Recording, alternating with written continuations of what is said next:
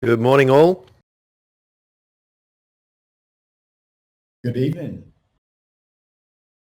How's things? Not too bad, buddy. You? Yeah, not too bad at all. You had a Matt, busy you week? finished your big move? It's a process. You guys hear me okay?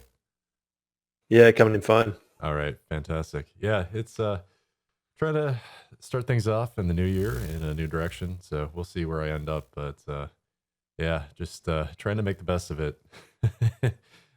This year has already proven to be pretty crazy, huh? Yeah, there's no shortage of a bit of chaos, and it's been a bit of a FUD factory of late, hasn't it? Indeed, it has. Yeah, I guess some things change, but some things stay the same. History doesn't That's repeat, it. but it does rhyme. Do you want to dig into? Yeah, there's a some few of this different. stuff? Oh, Yeah, I think so. I think the main one that's probably been bouncing around is this double spend notion, and there's a few layers to all of this. So yesterday, for anyone who's kind of watching what I was talking about on Twitter, there was there's two things that happened yesterday. Let's start with the one that's easily dispelled. The BitMEX research, who normally do exceptional work and very, very rarely get stuff wrong like this, they were the first ones to put forward that there was a potential double spend on the BTC chain. And I mean, that was in itself, to me, I wasn't overly, I didn't really think too much about it because you get blocks that get remined in the same time, they don't propagate across the network properly. Two miners find the same block, and a transaction that was in one didn't show up in another. Right? It's not an uncommon event, and they normally sort themselves out fairly regularly. You get something like this once a month. So initially, I didn't think too much of it.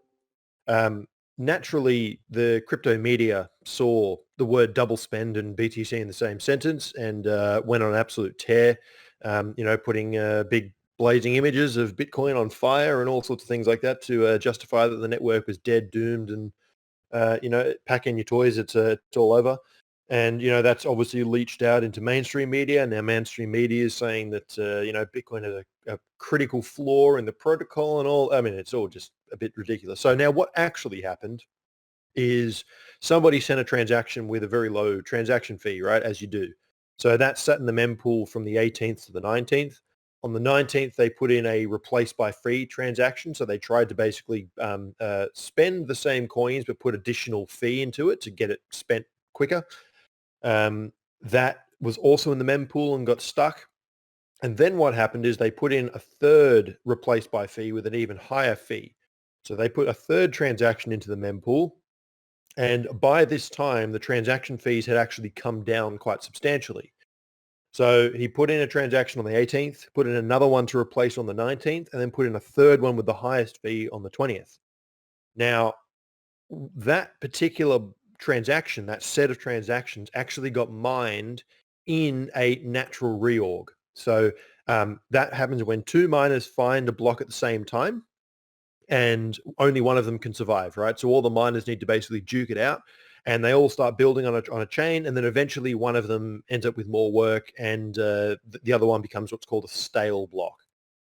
So inside the stale block was the third transaction with the highest transaction fee. So the one miner put in the highest transaction fee, another miner put in the lowest transaction fee, so the one from the 18th. And basically when this whole thing happened, it looked like a double spend if you didn't know what you were looking at. So BitMEX Research put out a report saying it was a double spend. In reality, all it was a natural reorg, and it just happened to be that two different versions of the same replace by fee transaction were put in two different blocks. So it was a little bit of blockchain nuance, but most definitely not FUD worthy. But certainly an interesting occurrence to happen, and it just shows the probabilistic nature of everything.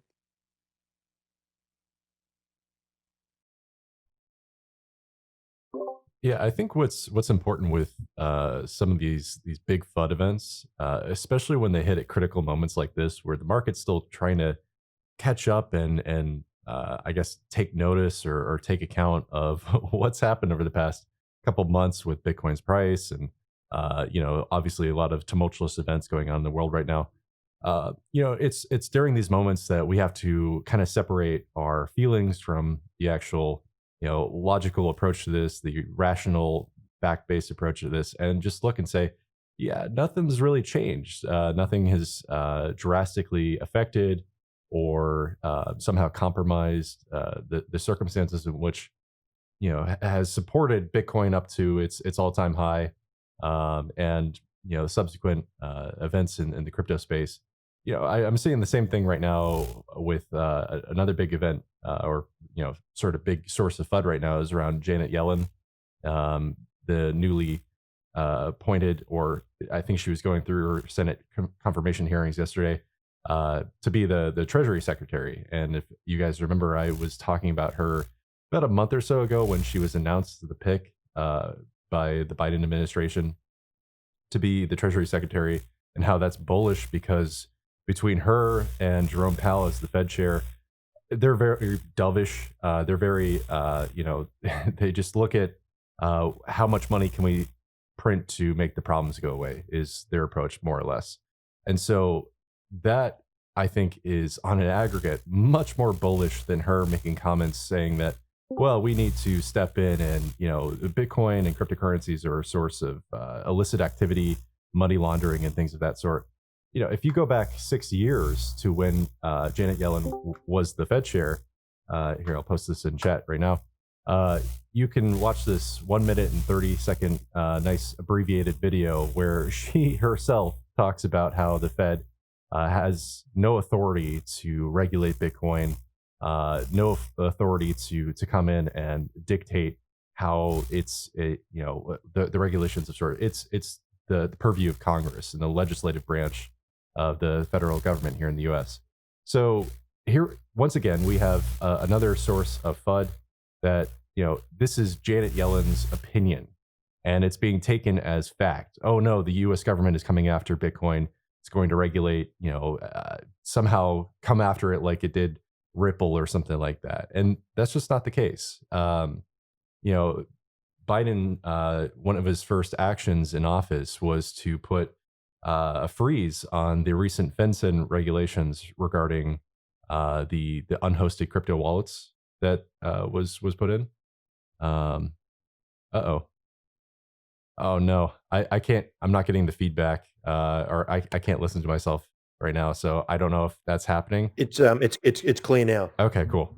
Something is wrong with my setup, and I need to fix that. Hopefully, didn't kill too much of that audio there, but yeah, the whole point there is just we're good. If you look past the emotional side of things, it's FUD. This has been a road we've been down many times before. Oh no, China. Oh no, South Korea is banning cryptocurrencies. Oh no, India is coming down on them.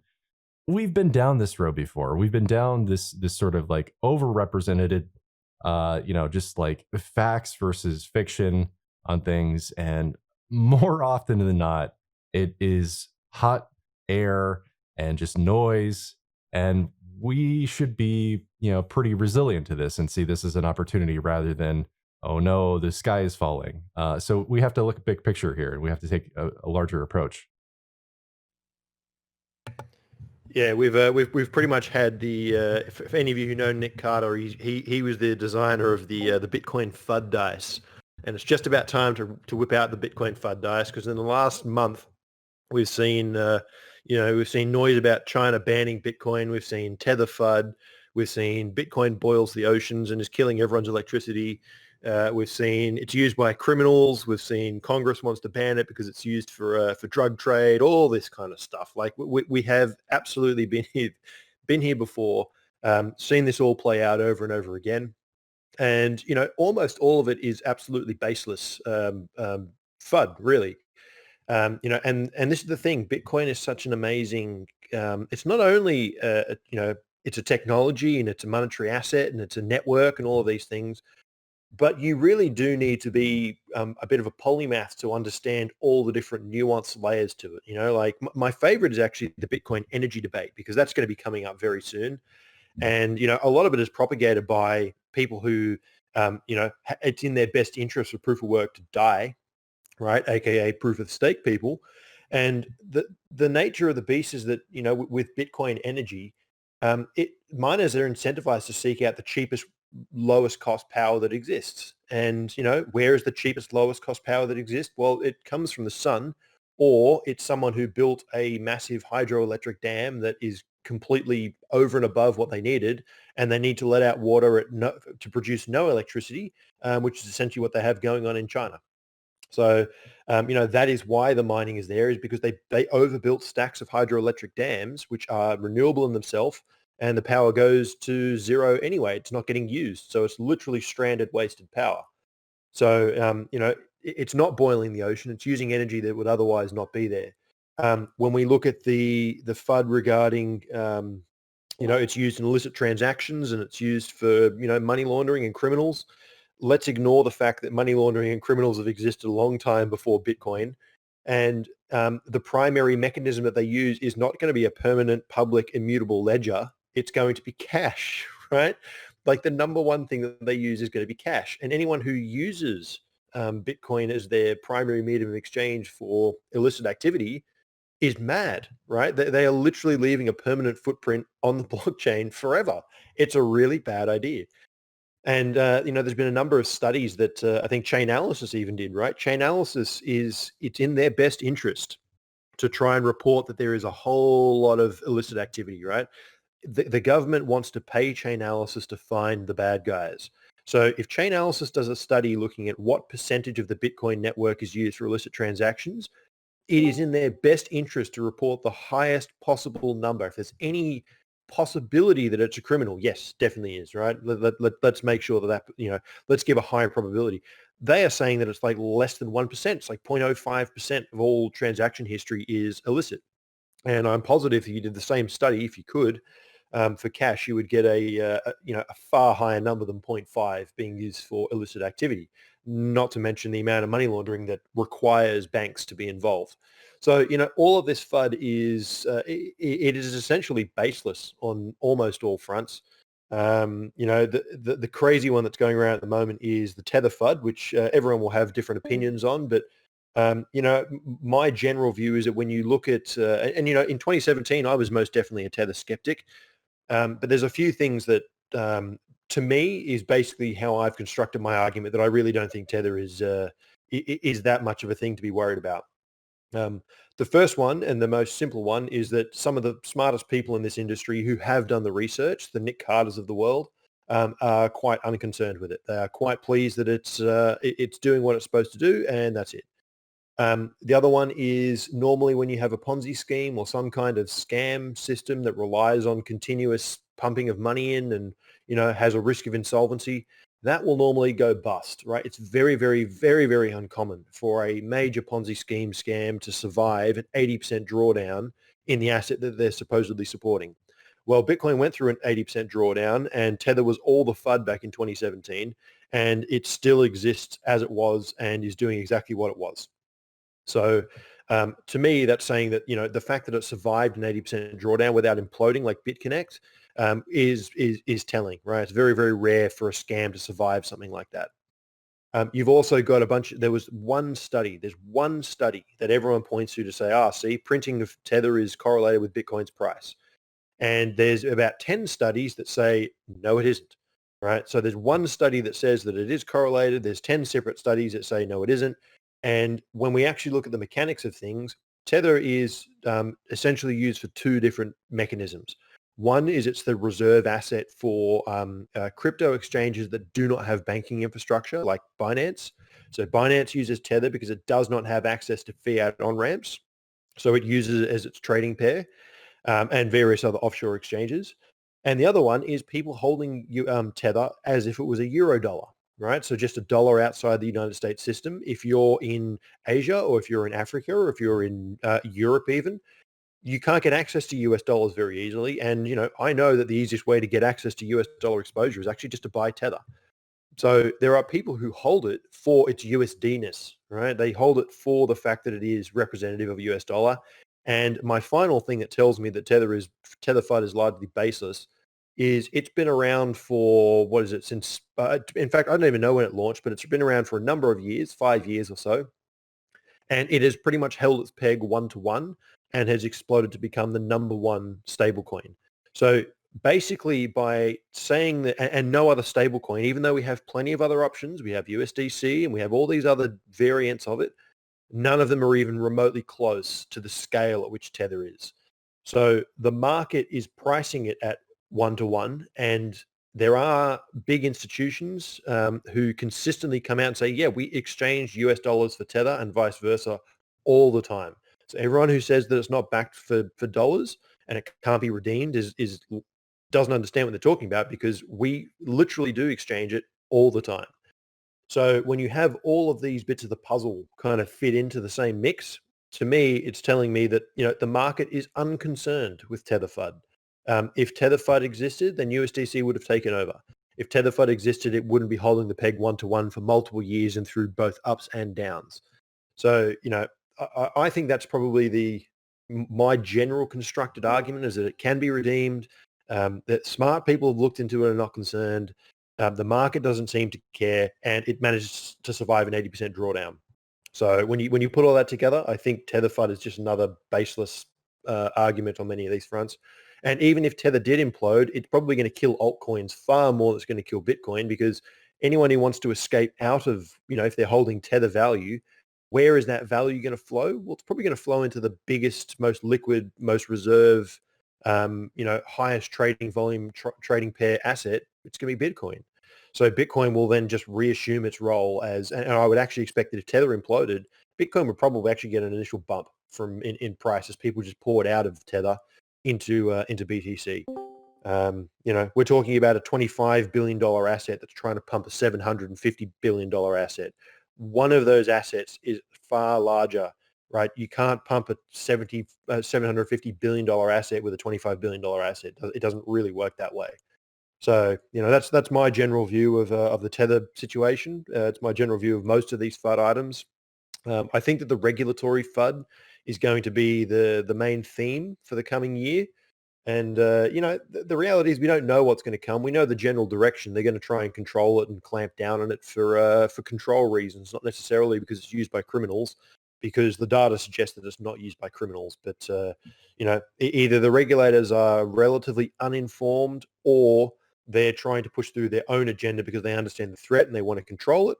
And this is basically they put it under the label of security, your protection, money laundering, terrorist financing, right? They use the standard bracket of things that make you unable to fight back against it. And then they basically just do what they want. So we'll see how it all pans out.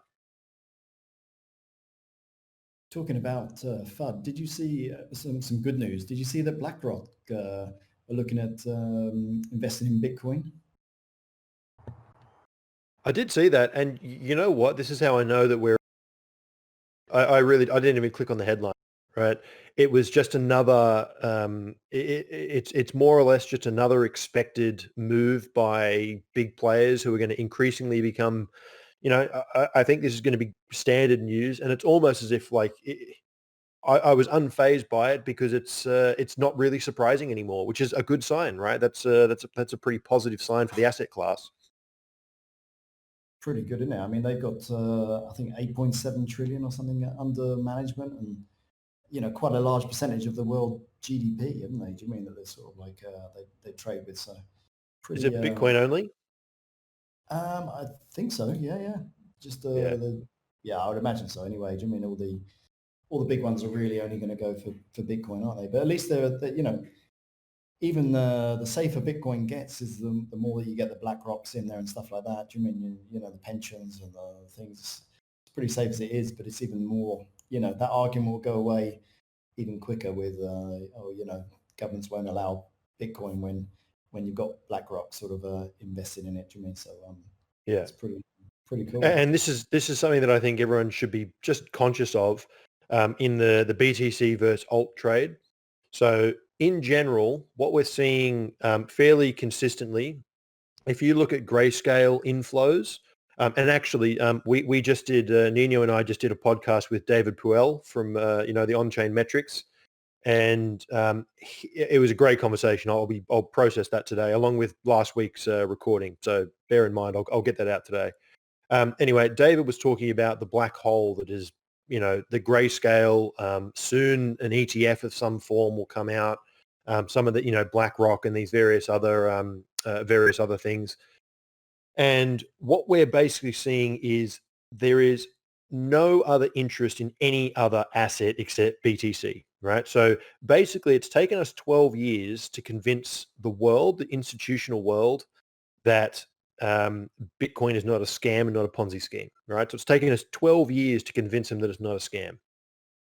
The next step onto touching anything else, considering the enormous market cap lead that Bitcoin has, it's just a long way away, in my opinion. So when we look at the grayscale inflows, Bitcoin is going up at something like 8,000 to 10,000 coins into grayscale every single day. Every single day. That is an unbelievable sum going into grayscale. Now, once it goes in, it doesn't come out, right? So there's two sides to this. It's obviously very bullish for supply in the short to medium term. When we look at all of the other assets, they're either, Ethereum was outflowing a small amount over the last 30 days. All the other assets went up something like, Bitcoin Cash went up like 300 coins in the last 2 months, right? So no one cares about any of these other assets. They care about Bitcoin because we've only just convinced them that Bitcoin's not a scam. Now, to them, everything else looks like a scam, right? So now that doesn't mean that there's not a trade there, but the trade is retail and hedge fund based, right? We're talking about retail interest and crypto native hedge funds. We're not talking about BlackRock. BlackRock is not stepping in to buy Ethereum. They're not stepping in to buy Decred. They're not buying anything except Bitcoin because there's two sides to that. One is the trust factor. Right? Bitcoin has the market lead, it has the reputation, it has the sound money properties. It's the most dependable. It's the one that people get. And the digital gold narrative is very, very simple and clean to understand. And the price performance this year is second to none. Yep. So it's very easy for them to now justify and start moving into that realm. The other side of it is the keep up with me trade. So if you do not currently own Bitcoin, you're not going to go out and buy an altcoin because you already know that you are behind the times on owning a volume of Bitcoin. So people want to just get up to the point where they've missed the last 12 years, right? So they are now buying at a $30,000, $40,000 Bitcoin, and they have to invest quite a substantial sum just to keep up with people who got in before them. So every dollar that they invest in something that isn't Bitcoin is not keeping up with the Joneses. And that trade, people misunderstand how important that trade actually is to investor psychology, particularly when it comes to hedge funds, when it comes to big money managers like the BlackRocks, when it comes to pensions, all this kind of thing. They just want to get their 1% allocation before the other guy gets their 1% allocation. And every business that gets their 1% allocation makes the probability that it's going to survive even higher, and it makes the probability that everyone needs to jump to a 2% allocation higher. So it is a game of musical chairs of who can get the chair first, because the higher that the price goes, the fewer chairs are on the market. And I think it's just really important to keep in mind that I think the trade that we're seeing play out right now in Bitcoin is absolutely institutionally driven. And I do believe that there is very, very low probability that anyone cares in the institutional world, right? In the multi-billion to trillion-dollar world, no one cares about these other assets. So that doesn't mean there's not opportunity, but it's just important, I think, to start framing this market as it is now becoming bifurcated. We have institutions in BTC, and we're actually seeing this. We're seeing more institutions go to BTC, less retail, and more retail going into alts, right? Because they're playing the unit bias, or they don't care, or they just want, excited by all the stuff that altcoins show. So I think that's going to be an important bifurcation metric to just be aware of as we move into this market, just so you can start judging between how the two are interplaying with each other. But that's certainly what I'm seeing in terms of volume inflows, volume outflows, price performance, all of this kind of stuff. It's definitely saying institutions are on BTC, retailers looking more at alts.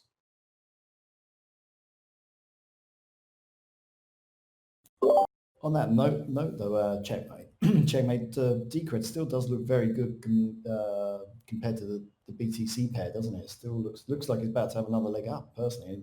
And even today, it's still held up very well compared to most of the other sort of altcoins. So it's looking Yeah, good. I mean, there's a few layers to that one. So the thing, and this is the thing, I've always remained cautious of Decred simply because it still has to prove itself in the open market.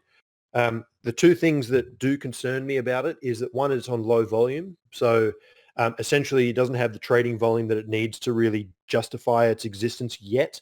That's not to say that it can't happen, but it's certainly not there yet.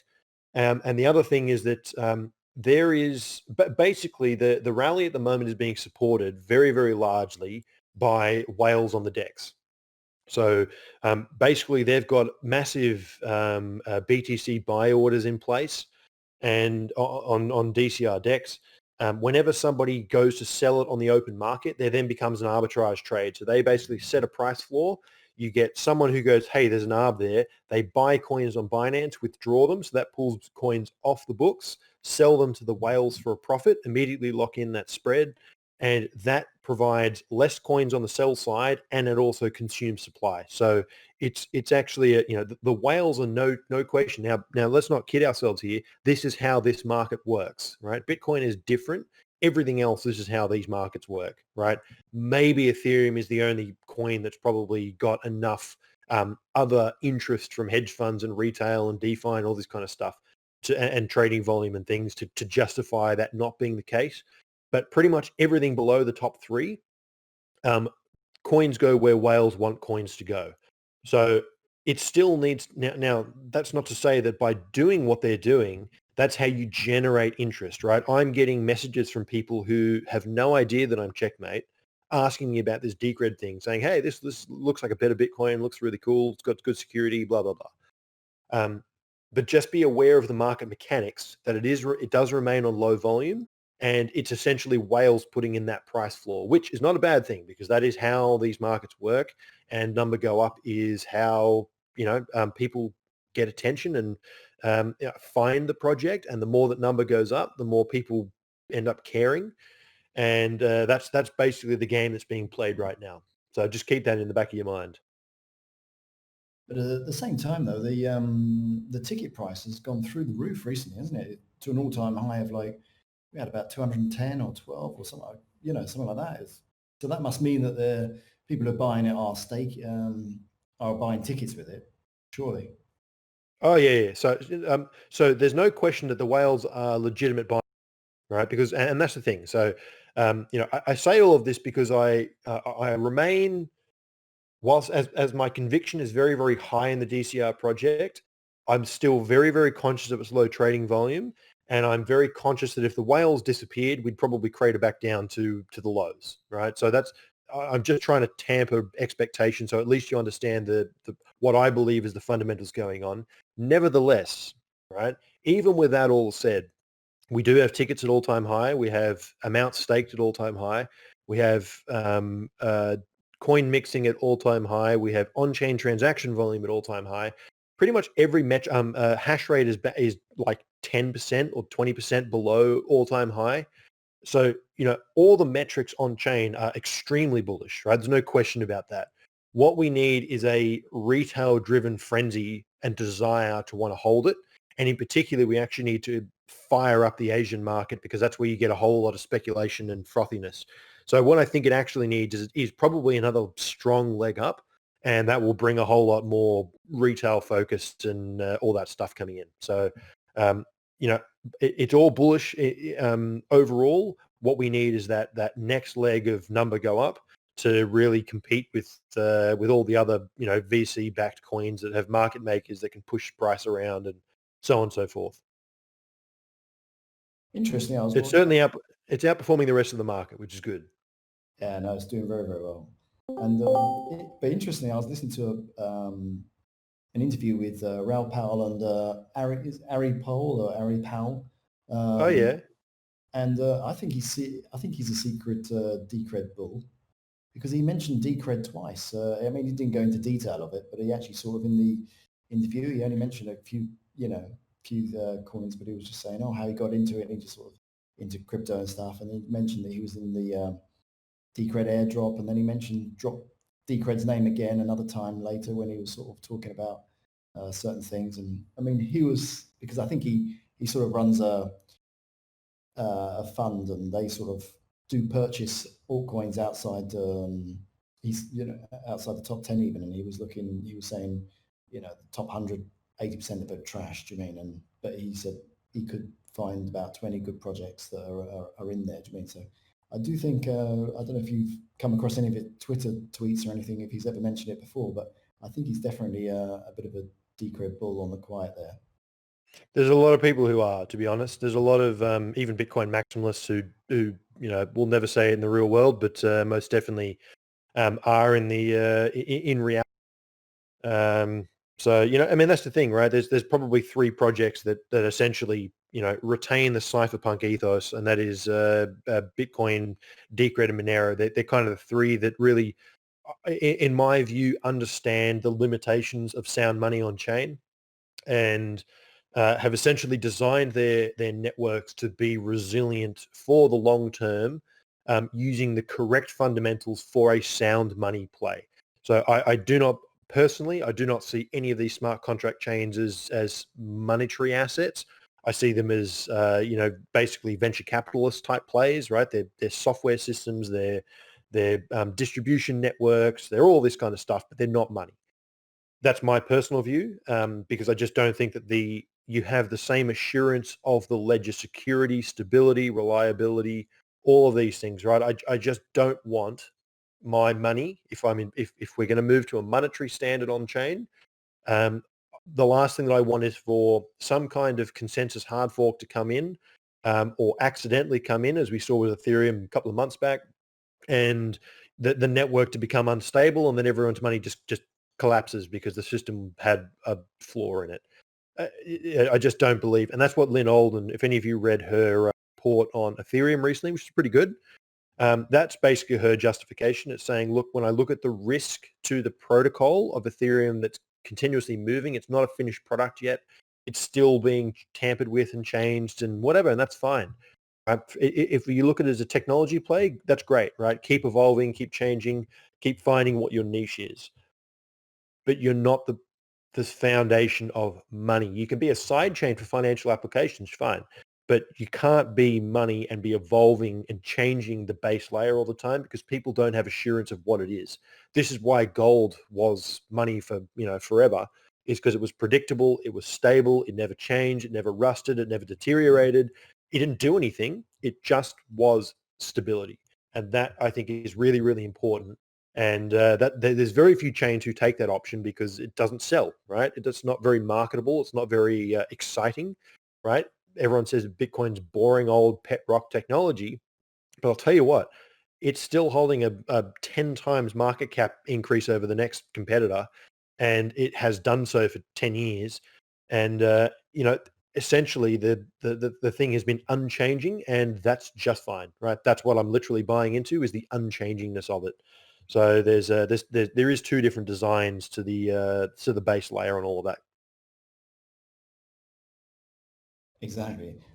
I was going to say as well, Chairman, I remember I think it was you who recommended that podcast with Francis Coppola and Nick Carter. Was that you? Oh yeah. Yeah. What did you think of that? Because she was like, you don't often, there's not many podcasts where you sort of like, you listen to people who are like completely against Bitcoin. Do you mean it was quite refreshing in that way? But she had some very sort of like complicated reasons why she was not bullish on Bitcoin and sort of anti-Bitcoin. And what did you make of that pod?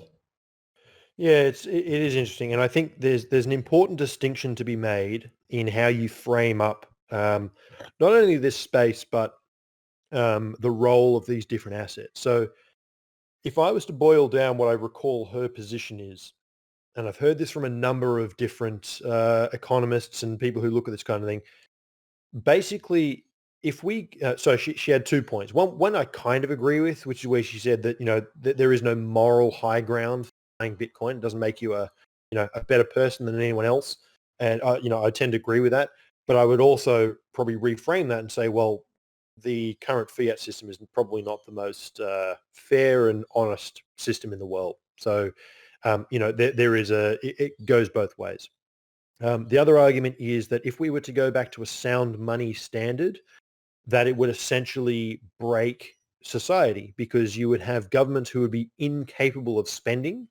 And we're in this world where people have come to expect certain things, right? In terms of quality of life, in terms of how quickly things can happen, and in terms of road infrastructure, rail infrastructure, all this kind of stuff. And the unfortunate reality of a gold standard type system is that they can't finance these things, right? They can't actually step up and spend money because money is scarce. So it's a double-edged sword. And the best kind of counter argument to all of that I've heard, which I actually do agree with, is that you need to have a reserve asset and a reserve currency. Yep, two separate things. The reserve asset is the thing that you back your economy against, and that is a sound monetary asset. That is something that is scarce, desirable, fully fungible, able to transact with, so on and so forth. To me, gold and Bitcoin are those two assets. The other one is if you have a reserve currency. That is the thing, the medium of exchange that people actually transact and all that kind of thing. That, in my opinion, will end up being central bank digital currencies because I don't think they're going to give us a choice in that fact, right? So, and one of those can be sound, one of them cannot be sound. And by having both, you actually can establish the same kind of balance and flow that you would otherwise have from a sound money basis. So by having a reserve asset, people can escape the medium of exchange into the reserve asset as their savings vehicle. They're not required to save in the inflating, losing, depreciating currency, but they have to use that currency for everyday transactions. Now, the general gist here is that some governments they're tampered by the reserve asset. If they print too much or if they are irresponsible with their monetary policy, people can flee into the reserve asset, and they essentially end up in a high inflationary environment.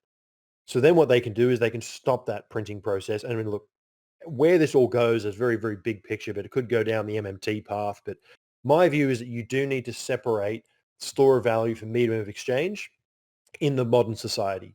I don't believe that you can I don't believe that Bitcoin can be money anymore because I do think it would collapse the entire system.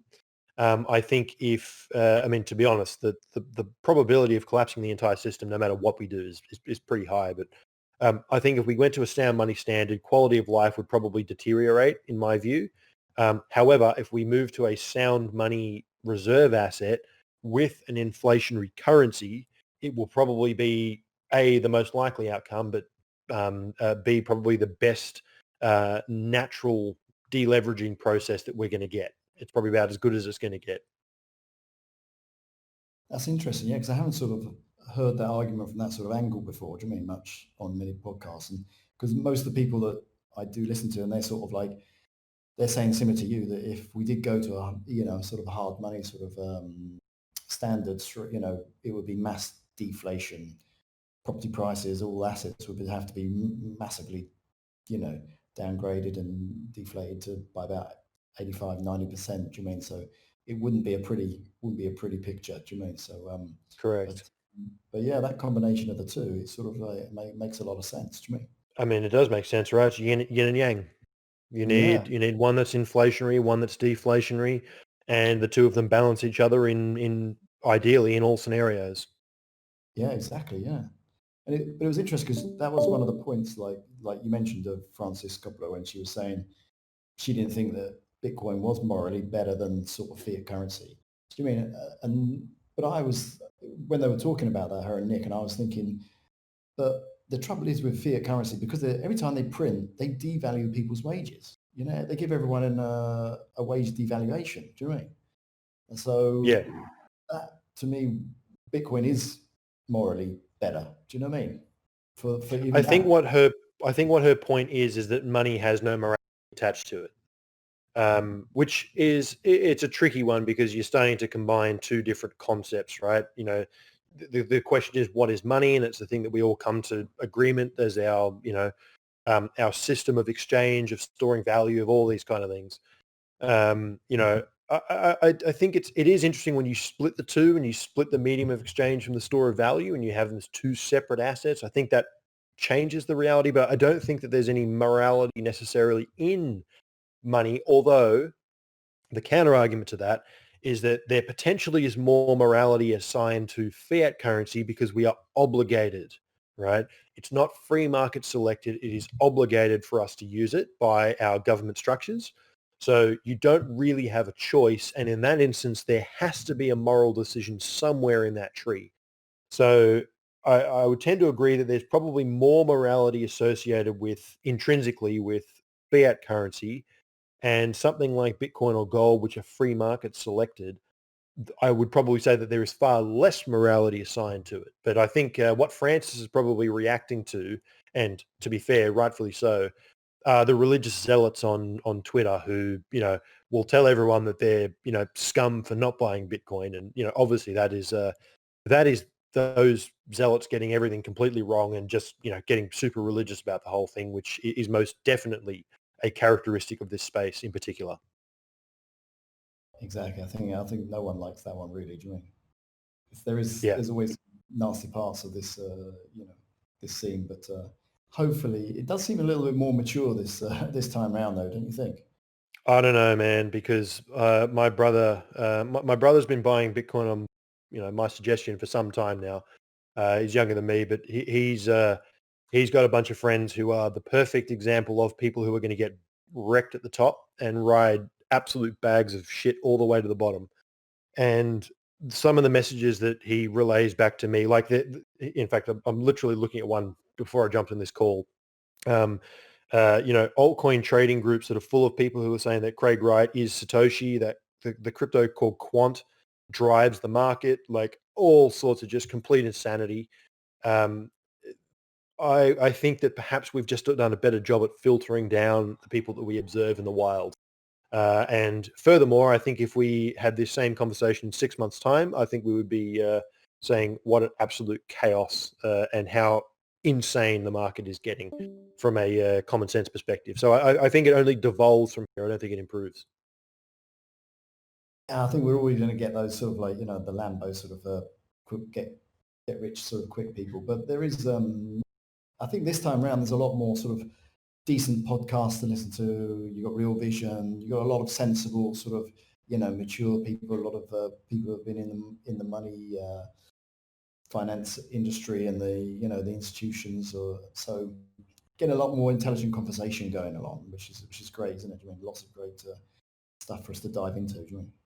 Most definitely, and that's right, and that's always been my goal space.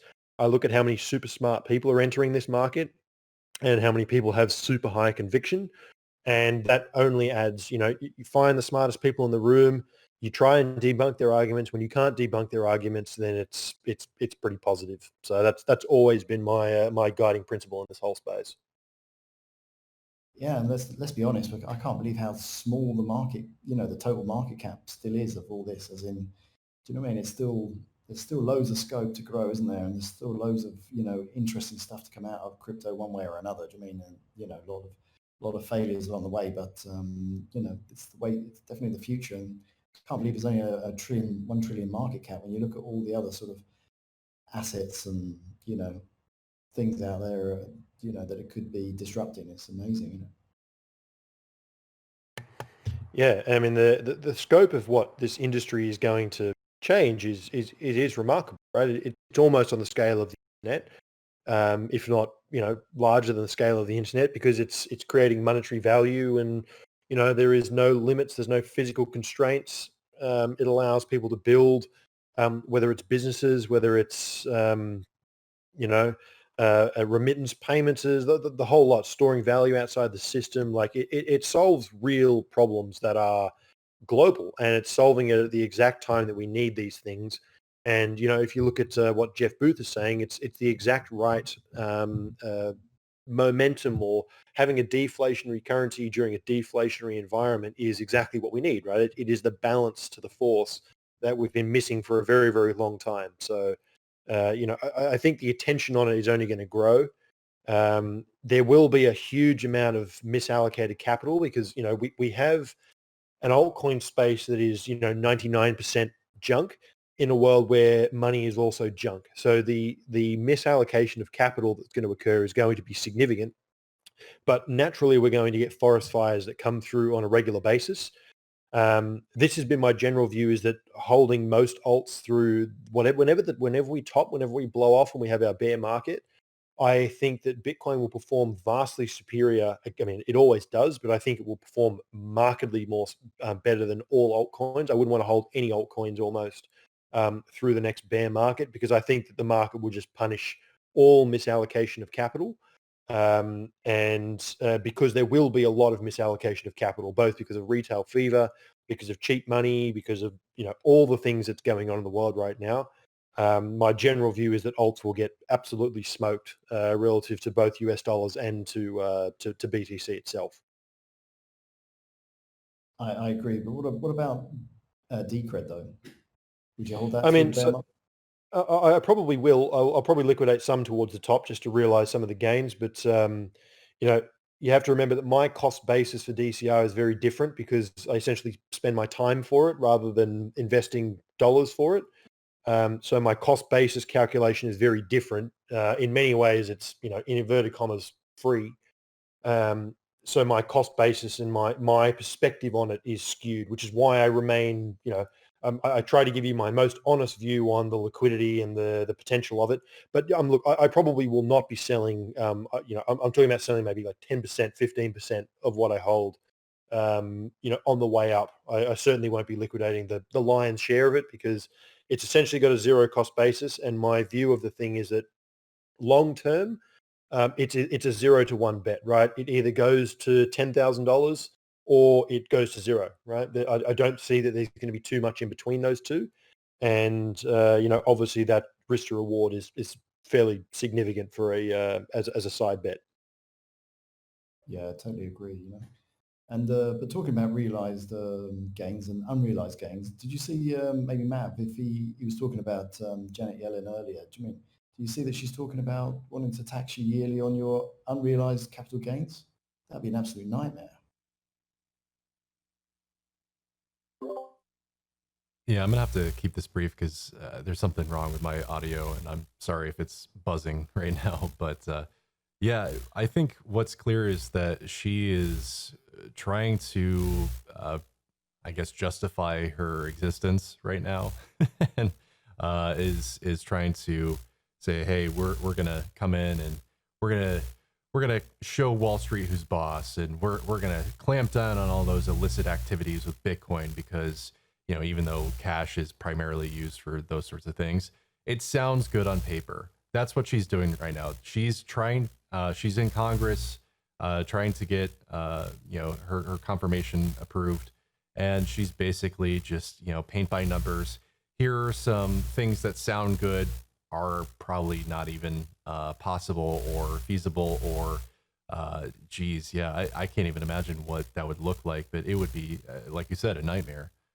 So yeah, it's we'll see where things go with her, but my sense is that it's going to be more about just getting things in line.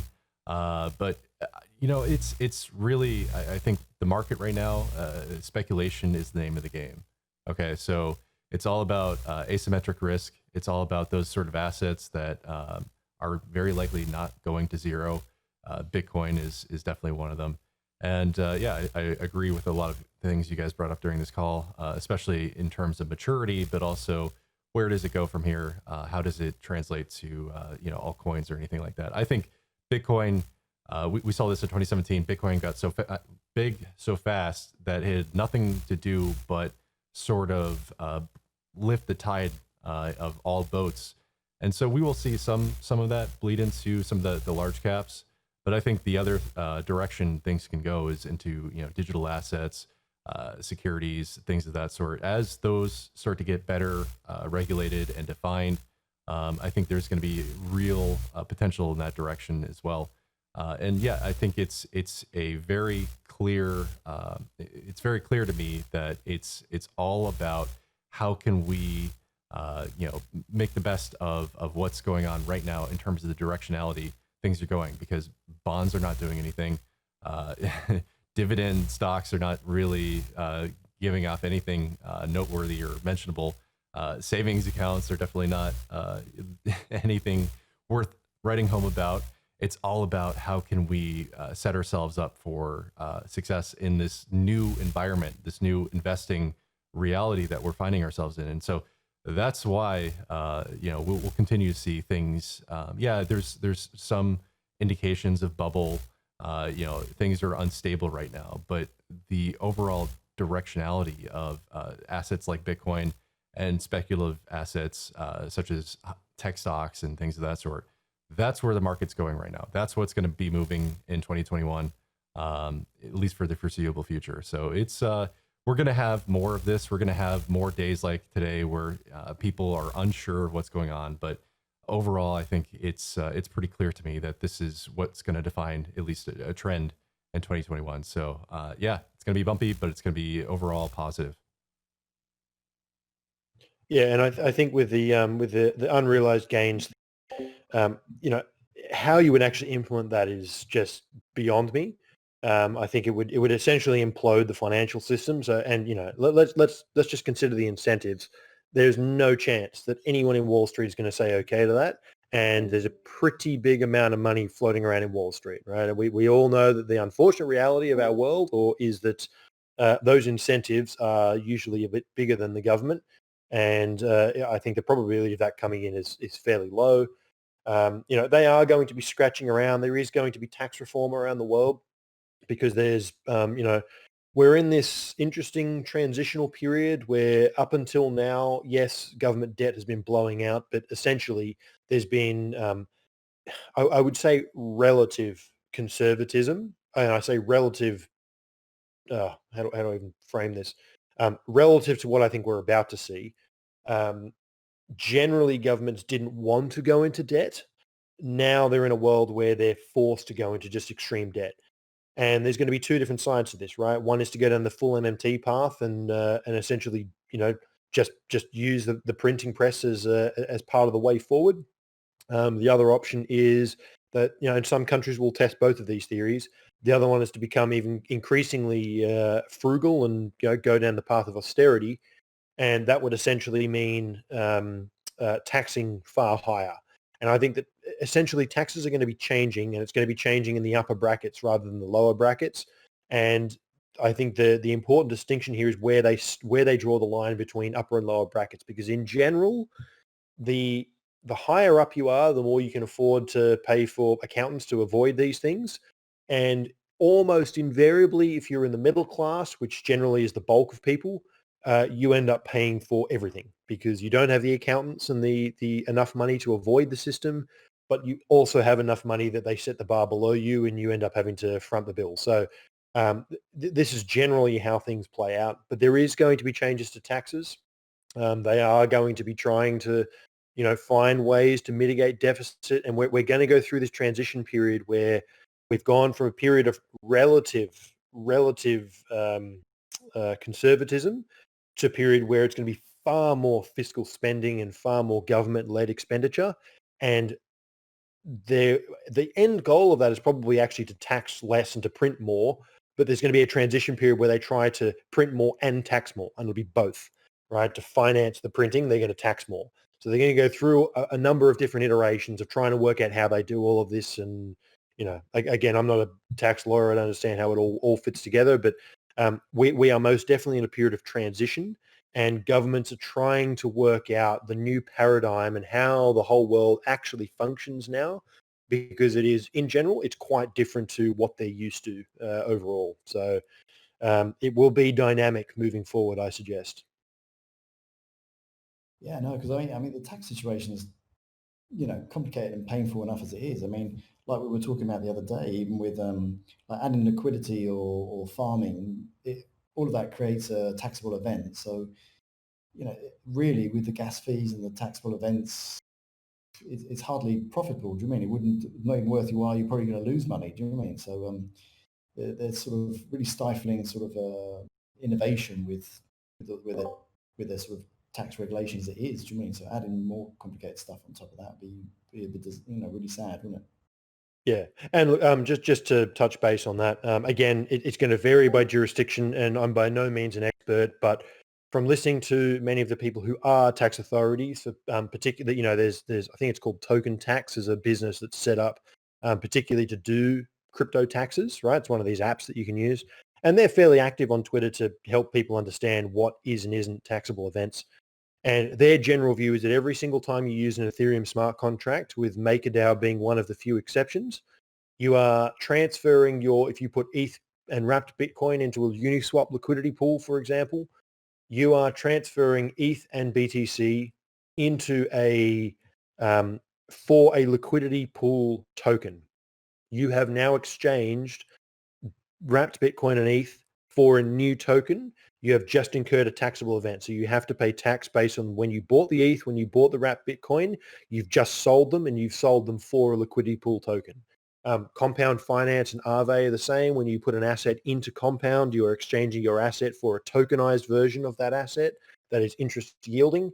So all of that is then also a taxable event. So more or less, if you are using DeFi on a regular basis, just be aware of what could happen and what the obligations are, because I'm positive that there will be a number of people, a lot of people who use DeFi, who are going to get a fairly shocking response when, because all of this is public record, right? So they will eventually find all of these things, and in an era where money is going to be harder to come by from tax receipts, this is the kind of area where governments are likely to start using chain analysis to find people who are not accurately reporting stuff. So just be conscious of it, understand, what it is exactly that the protocol you're using is doing, because they all vary, they're all different. And, yes, there will be hampering of innovation, but in general, the tax man's not overly fussed about innovation. They're fussed about getting money in the door. So just understand the incentives and how these protocols are designed, because each design will have a different characteristic on that front. And also understand this is a big incentive for why governments and central banks are going to want central bank digital currencies, because they're going to be able to assign utility to the monetary unit for the first time, really. Because think about what happens when you can start to write tax code into the code that defines the central bank digital currency, to say, hey, if that CBDC is used for investing in stocks, for example, well, let's just automatically calculate your capital gains tax based on how long you held that asset, that security. Or hey, we're doing we're going to start doing these stimulus checks. Well, let's make sure that that money can't leave the country. You can't take it and go on a vacation or send it to China or something like that. I don't know, but you start to see how it enables them to get what they really want, which is both control and through control of the taxes, monetary control as well. So it is a little bit concerning, or you start to see, you start to draw the lines here of where things are going. But at the same time, this technology, while it enables control like that, it also enables freedom in the form of what we are proponents of in the blockchain space. So yeah, it's definitely going to be something that I think is going to define the decades to come, as we sort of got the ball rolling in terms of redefining money. But once governments start to really offer their I guess forms of it, it's going to really change things and really change how we think about a lot of things, taxes, policies, etc. So yeah, it's much more to come. I think we're just scratching the surface here of what's possible. But as always, it's so exciting to be a part of this space, and so appreciative that we have a community to discuss this with. It's a brave new world. Exactly. And checkmate, just lastly, with when people sort of like earn interest on their own Bitcoin by like a percent, or either sending it to BlockFi or something like that, is that another taxable event as well? Not for the. I wouldn't think for the sending of the coins to the platform, but obviously the interest will be counted as income. Yeah, of course, yeah. But so sending it to them wouldn't be, but sort of sending it to, right? So you're I not would be exchanging. surprised. Yeah, you're not selling it. You're locking it up. So a very viable term goal would be that you can actually, instead of selling your asset, take out loans against them to access the liquidity from within without actually having to liquidate them. So I think that will be I mean, that's essentially their business model. That's what they're banking on being the case. Those So platforms. basically, it's the way that they're going to go with taxing loans. Loans are going to be even more important in this space, isn't it? Do you mean? Correct. So great. Well, sounds like I didn't know there's so many mosquitoes down in California from Mav. Do you mean? So maybe you need some repellent. That'll be. Yeah, I'm gonna get this fixed. Well, thanks for tuning in, everyone. That was a good catch up. There's gonna be plenty of fun around, and I think you'll probably notice the difference between observing FUD after having gone through a bear market and spent a couple of years studying this space versus what it would have been like if you were just entering and hearing about all this kind of stuff.